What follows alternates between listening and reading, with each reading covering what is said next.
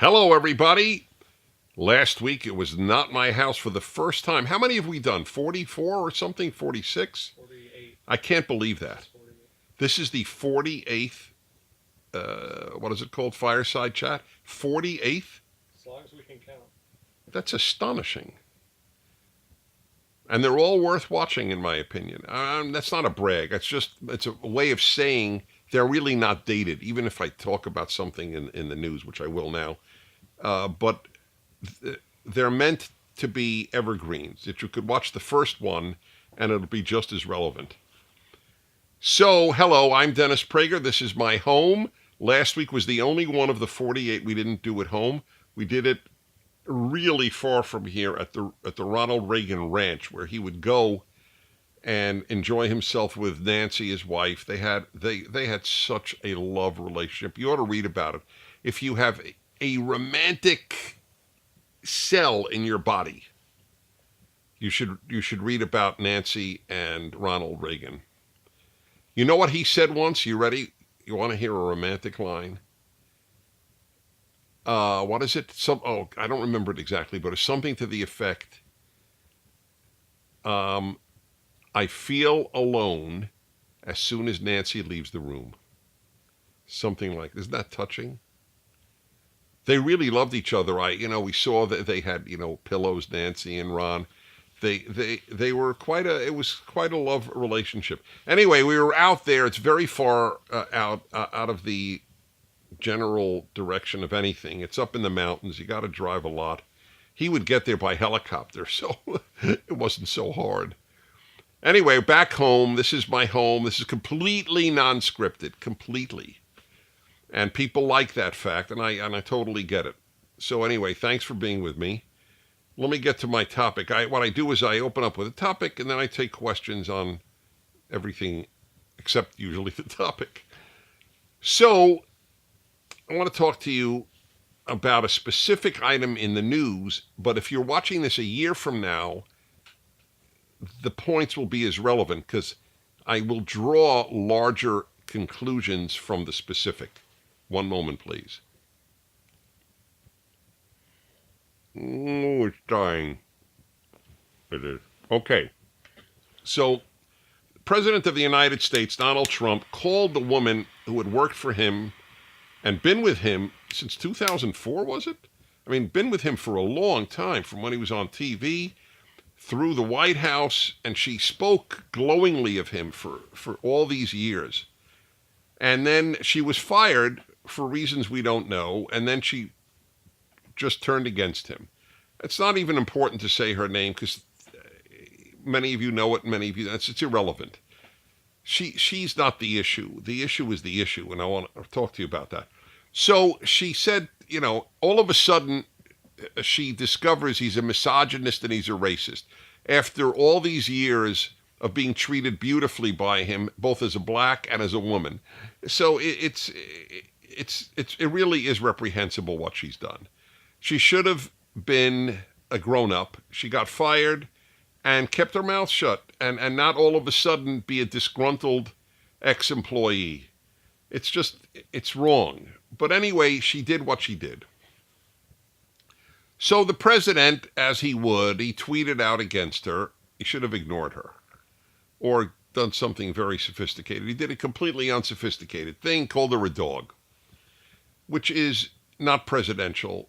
So let me say this. I support the president because he has done a great deal of good. I'll talk about that in a moment. But that doesn't mean that I've lost my ability to react negatively if something negative happens. I mean, we have to all do that in life with people that we live with and people we adore even. But it was a very unsophisticated thing. It just feeds the anger of people against him, and it was completely unnecessary. Completely. I have done 35 years of radio, and I've described some pretty awful folks, but I have never said dog. And I got a good reputation of having a classy show. even though I'm very strong in my opinions. And I wish the president had a reputation of being classy, but he doesn't. Okay. So now I want to deal with the issue of what do you do with a leader or anybody else when they do something that you are certain is a bad idea or wrong. What do you do? So here is my answer, and this is why I continue to support this president, because, well, I'll explain why I do, but I want you to understand why this does not invalidate my support, even though I am against it. So here's the story.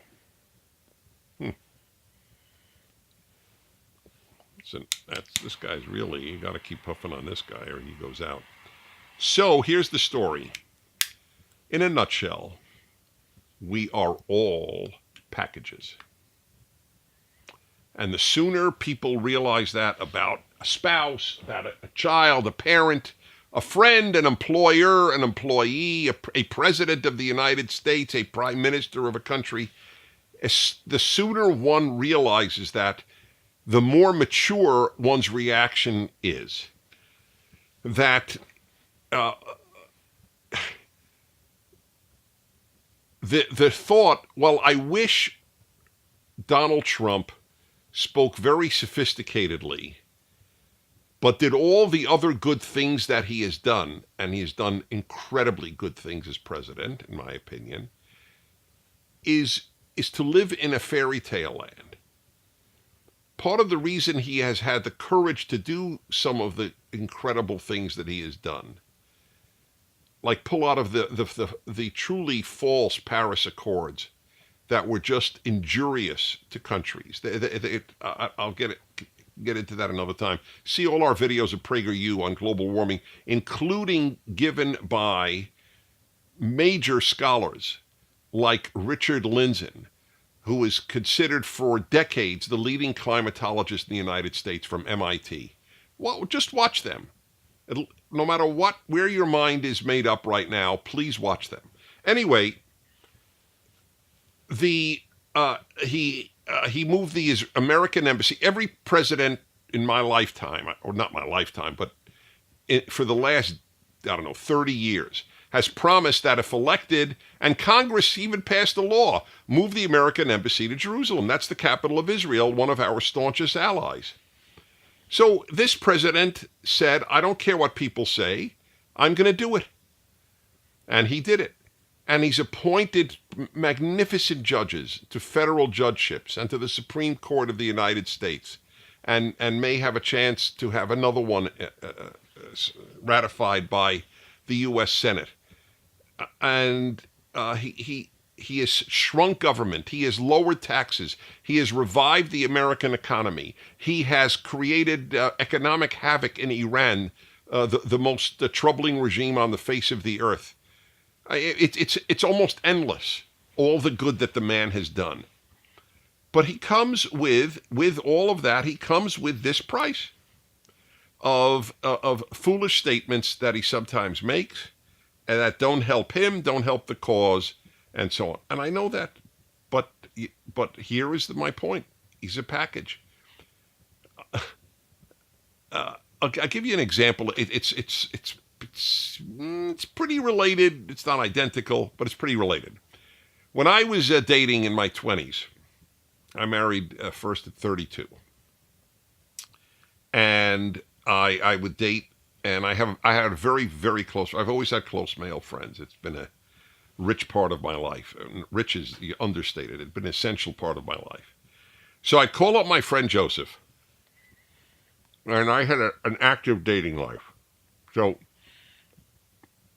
I call him up and I would say, Joseph, I finally figured out the most important thing in a woman, most important trait. And, and I would sound very convincing, and I'd say, Joseph, the most important thing is brains. Another date.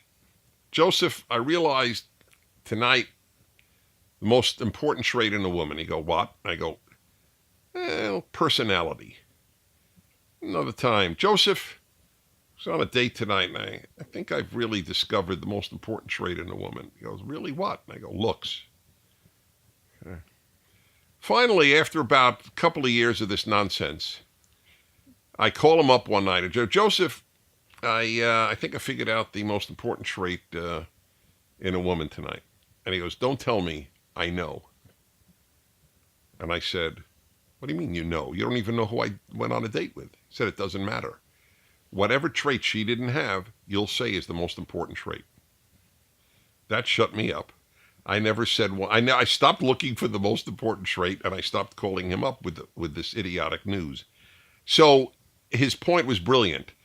That's the way we operate, so that, or you think, oh, if only she could have the brains of this one, the looks of this one, the personality of this one, the liveliness of this one, and so on, or he, the same thing. If only he could have, the ambition of this guy, the sensitivity of this guy, the brains of this guy, the looks of this guy. It doesn't work. We're packaged. We are who we are. You can improve. God, thank God. But we are who we are, and you are who you are. You can, again, improve, but at the president's age, he's not going to change much, just the way it works generally. And that's the president I have. Do I wish in some fantasy world that he didn't issue such foolish tweets? Yes, I do. So what? What am I going to do? All the good he's done is not negated by those tweets. That's the point. So those who focus on that rather than the good he's done, look, the people on the left don't think he's done any good. So for them, this is a non-issue. But I'm talking about the people who agree with what he's done and still don't support him because of the tweets. That's a mistake. The president, like your friends and your parents and everybody else I mentioned, are packages. And that brings me to one other thing, which I could spend a whole opening on. Moral bank accounts. Every one of us has what I call a moral bank account. Every time you do something good, you make a deposit. Every time you do something bad, you make a withdrawal. So that's what we all have. It's a moral bank account. And if you're in the black, which means a lot more good has been deposited than bad has been withdrawn, that's it's worth remembering. And he has a very good bank account as far as I'm concerned. So that's what I wanted to cover. Is that clear, guys? Okay. So, to your questions.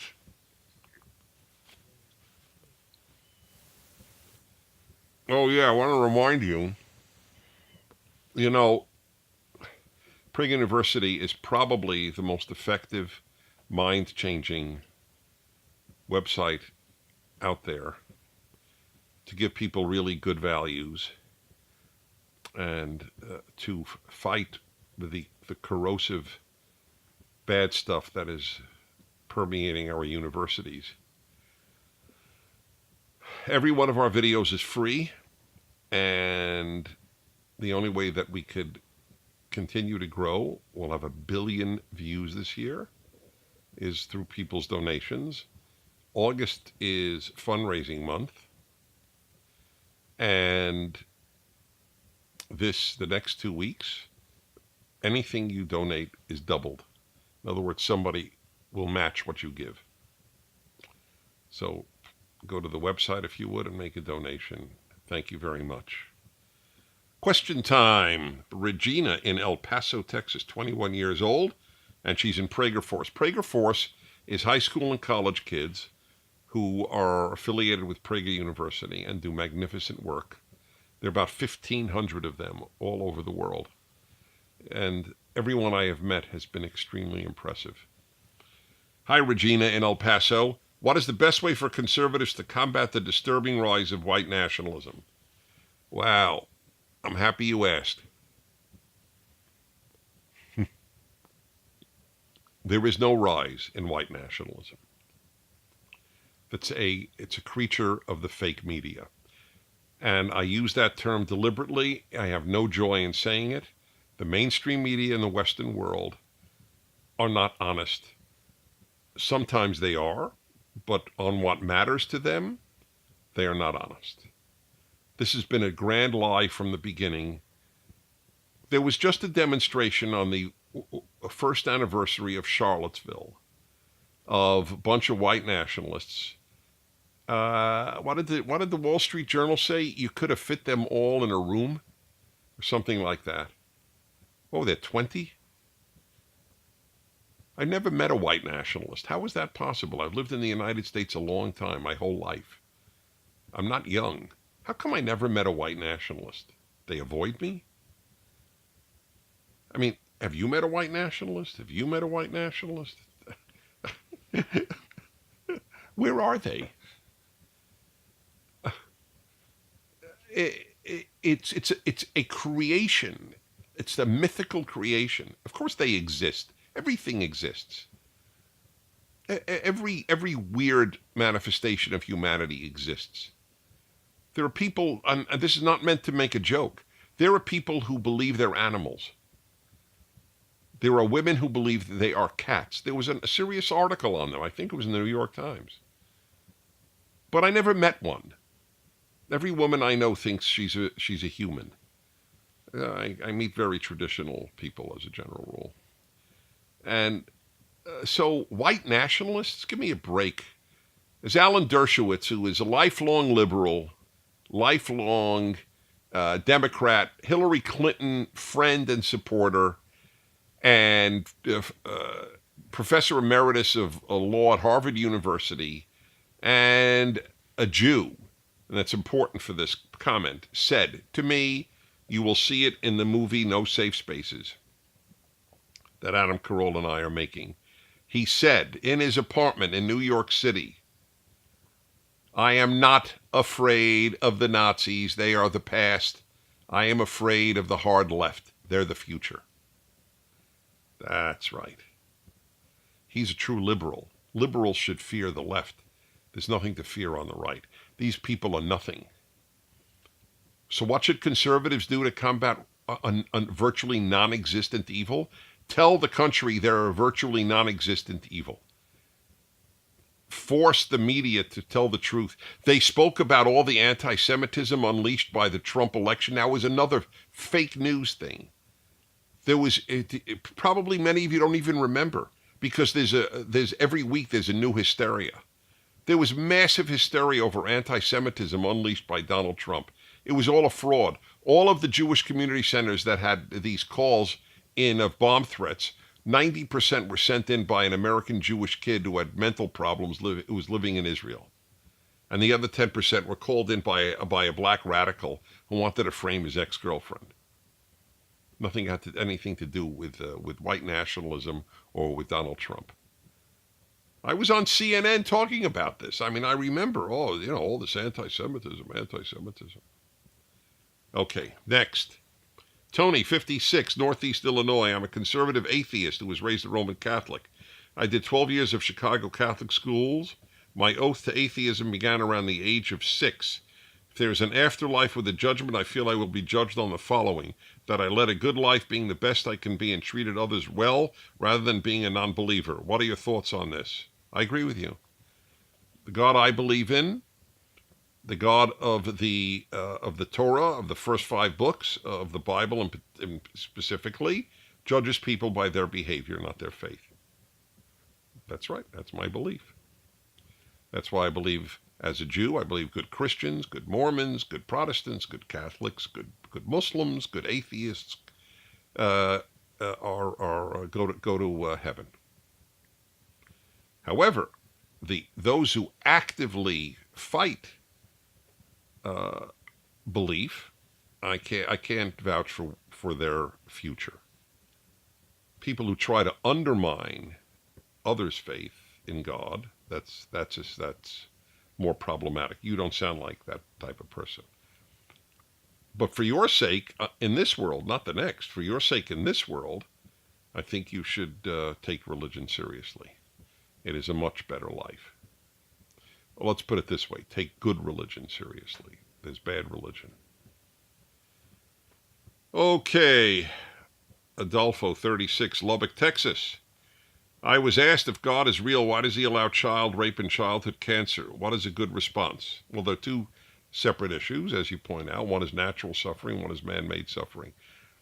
God allows nature to run its course. If God stopped every instance of cancer, then obviously we wouldn't need any medicine.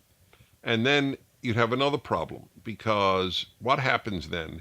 So if you walk out on a freezing night with the T-shirt on, and you get sick, should God cure that disease? I am troubled just like you emotionally, but I'm not troubled as much, perhaps intellectually. God has allowed nature, as I said, to run its course. Cancer cells do what they do. Our task is to fight cancer and conquer disease. And that's the ideal. I am troubled by all the diseases and the plagues that killed so many, and just the flu epidemic that killed millions. It is troubling. And I don't have a perfect answer, I admit it. But I have a good answer that isn't mine. Milton Steinberg, a rabbi, made a brilliant comment. He said, the believer in God has to account for the existence of one thing, unjust suffering, which is what your question is about. The atheist, however, has to account for the existence of everything else. That was a very powerful refutation. What was the other part? What is it? Did we get rid of it? Is it gone? Give it to me back one more time, thanks. Why does he allow child rape? Because he allows people to be free to do evil. If God stopped every rape, and God stopped every murder, and God stopped every mugging, and every burglary, then we would be automatons. Life would be meaningless. Okay. Ian, 23, Milwaukee, Prager Force. There's this woman I met through a group of friends and I really like. That exciting? It is, it's exciting. However, I have trouble finding moments to ask her out. I think asking a girl through message is stupid, but I'm getting impatient. Is it ever okay to use Messenger to ask a girl out? Well, I'm going to take an unpopular, I don't know, it's only think it's unpopular because the PragerU young people in this room with me right now said that PragerU, when they raised the issue, all the young people voted against using a messenger, correct? But what is he supposed to do? If he can't find the time, he doesn't have her phone number, right? What is he supposed to do?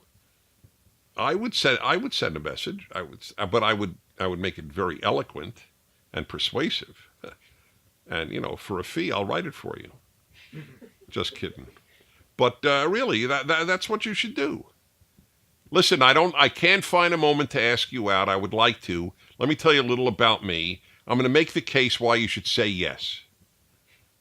Right? I think you should be direct. All this, monkeying around. I mean, obviously, to a certain extent, there are games played. I understand that. I live in the real world. I dated in the real world. But ultimately, be real. Look, I don't know of any other choice. I'm not going to stalk you. So here's my best shot. And I think most girls would go, hey, you know what? That's nice. Let's go to Starbucks, from 1:15 to 1:20. And if it's really good, we'll go to 1:30. That's fine. What the hell? She's giving you some minutes to make your case. That's the way it normally is. The guy's got to make the case why I'm desirable. That's the way it should be, actually. Okay, so that's my view. And if you want to send her a video of this response, go right ahead. Okay, Joshua, 19, Logan, Utah, Prager Force. How do you feel about Trump's vocal? Oh, you know what? Let me do that another time. It's a big question. So we'll keep that for another week. Let's see. Oh, this one a lot of people ask me. This is rough. Leora, 18, New York City, Prager Force. In industries where connections and likability play a large part in determining success, should people speak up in defense of their beliefs? I'm working towards becoming a professional classical musician, and I've experienced some discrimination based on my conservative values. Some? So I'm concerned about future opportunities in this field.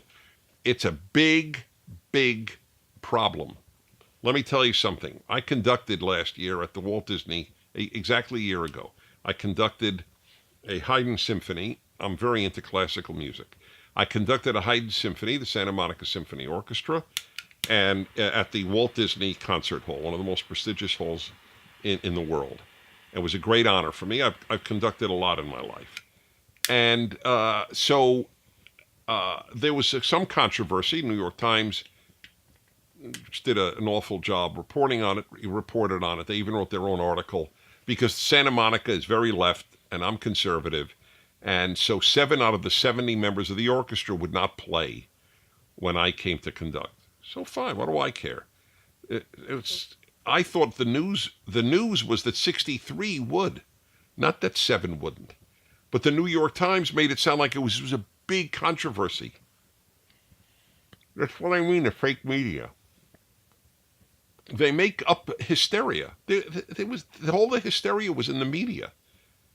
And by the way, the 7 places were made up by members of the LA Philharmonic, the San Francisco Symphony Orchestra, and others who said, oh, Prager's conducting, I'd like to play. That's the irony. So they had everybody there. Anyway, so what happened? I mentioned this on the air. You know how the former mayor was making a big stink. He would never attend a symphony orchestra. The former mayor of Santa Monica said he's not going to come because Prager is conducting. Okay. We sold out. It was the only time Walt Disney Concert Hall ever sold out for a regional orchestra, was when I conducted. So as it happens, okay? I made that orchestra a lot of money. I didn't take a nickel. Anyway, as a result, I got a lot of mail from professional classical musicians. One woman in one of the biggest orchestras of the country, a violist, wrote to me, I just want you to know, no one in my orchestra knows that I'm conservative. And I'm a member for 30 years. That was so sad. I've written 2 articles on this. One is about American Marranos, Marranos. Marranos were Jews in the 15th century, 16th century, who hid their being Jewish because of the Spanish Inquisition. They acted Catholic publicly and were Jewish privately. That's what we have in America. Obviously, you're not going to get killed. I'm not comparing that. There's no Inquisition with people getting burned. But you can get burned figuratively. You can get fired. You can get ostracized. Because the left is mean, not liberals. Leftists are mean. They treat us much worse than we treat them. See our video, Why I Left the Left. Dave Rubin, who is a liberal, gay, he made a video for us, Why I Left the Left. He said, to my shock, I found conservatives were much nicer human beings, much more open, intellectually open than people on the left. Of course, it's not even a comparison. Nobody has to hide that they have left-wing views from conservatives, but conservatives have to hide their views from people on the left. So you're in a very tough situation. I don't want you to ruin your career, and yet I don't want you to be a Marrano. It's very tough. Maybe over time they could so love you, and I mean that, you could so win people's affection, and then just gradually, let on that you think America is a good country, that you think Israel is a good country, the 2 countries that the left vilify the most. If you say Iran is a good country, left doesn't give you at all a hard time. Say Israel's a good country, left hates you. It's part of the broken moral compass of the left. This is the same question from Thomas, Marietta, Georgia, Prager Force. Hey, Dennis, Hollywood is full of liberals, but as I, as a conservative, want to make movies. Should I hide my values to try and get my name up there, or be honest and risk never working? See? I get this in the mail all the time. I wrote a column, American Moranos, and I wrote another column, The Greatest Fear in America. And you know what it is? Fear of the left. Last question. Is that correct? Which one should I do? Flint or upstate New York? You don't care? You're easy. That's a compliment, by the way. I know. Okay. Let's see.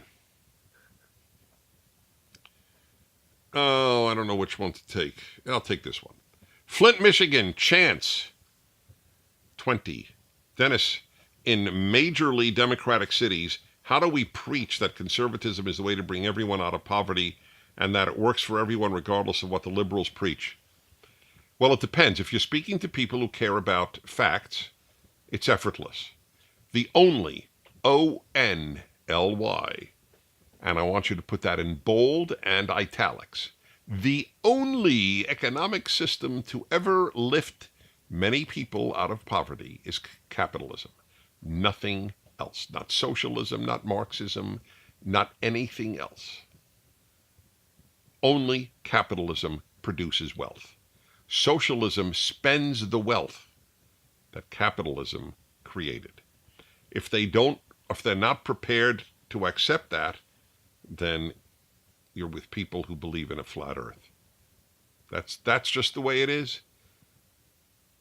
The fact that most young people today think that socialism is preferable to capitalism is an ode to the brainwash that begins in elementary school and goes through college, because it's a terrible lie. If you care about people, you care for capitalism over socialism. If you care about ideas, you will love socialism. So you have to ask yourself, what do you love more, people or ideas? On that note, thanks for being with me.